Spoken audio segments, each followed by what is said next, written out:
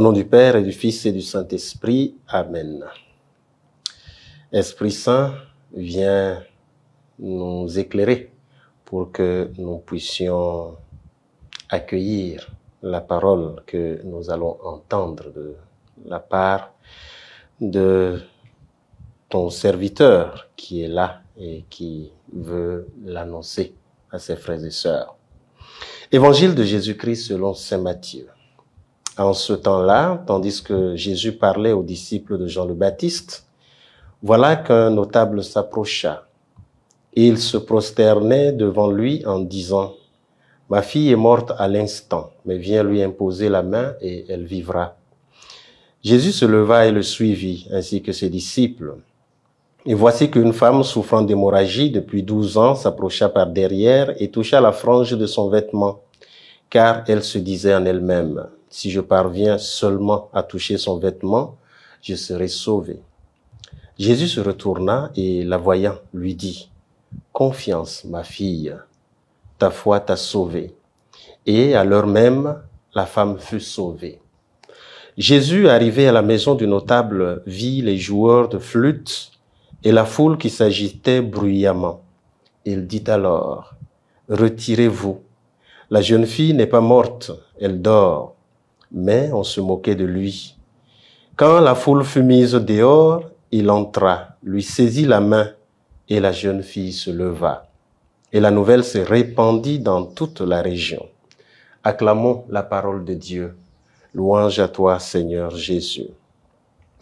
Aujourd'hui, nous sommes le lundi 4 juillet 2022 de la 14e semaine du temps ordinaire, année C. Aujourd'hui, la parole de Dieu que nous avons entendue nous présente bien Jésus comme maître de la vie, qui garantit la vie, qui garantit la santé de la personne. Et on voit bien Jésus intéressé justement aux situations quotidiennes des personnes qu'il rencontre. Jésus n'est pas quelqu'un de renfermé sur lui, c'est quelqu'un de suffisamment ouvert et qui répond également aux demandes que les uns et les autres lui adressent. Et aujourd'hui, nous voyons bien que c'est un notable qui s'approche de lui et qui s'adresse à lui avec une confiance inébranlable, puisque sa fille étant décédée, il fait confiance en Jésus pour pouvoir la réveiller, pour pouvoir la ressusciter. Voilà une confiance qui est quand même pour nous un exemple que nous devrions suivre. Savoir que Jésus donne la vie. Et en fait, Jésus ne donne pas que la vie, nous faire retourner à notre vie d'avant. C'est pas seulement ce qu'il fait. Jésus, non seulement nous garantit la santé et la vie, mais il nous donne bien plus. Eh bien, il nous donne la vie éternelle. C'est beaucoup plus encore. Il nous donne sa vie, la vie de Dieu. Et ça, c'est un trésor que tout le monde ne peut pas accueillir ou ne peut pas comprendre. Et nous, comme chrétiens, nous avons de la chance de pouvoir accueillir cela. Alors, plus besoin d'avoir peur de la maladie ou de désespérer, d'avoir peur de la mort ou de désespérer devant la mort. Au contraire, nous sommes invités à garder notre sérénité dans les moments de maladie, dans les moments même face à la mort. Nous sommes appelés à garder notre sérénité. Qu'on va se moquer de nous, c'est bien possible, comme ça a été le cas pour Jésus. Et penser que nous croyons en des futilités, surtout lorsqu'on commence à parler de vie éternelle, de vie après la mort. Eh bien, on s'est moqué de Jésus et pourtant, il a fait lever la fille. Ça veut dire que nous avons raison d'avoir confiance en Jésus.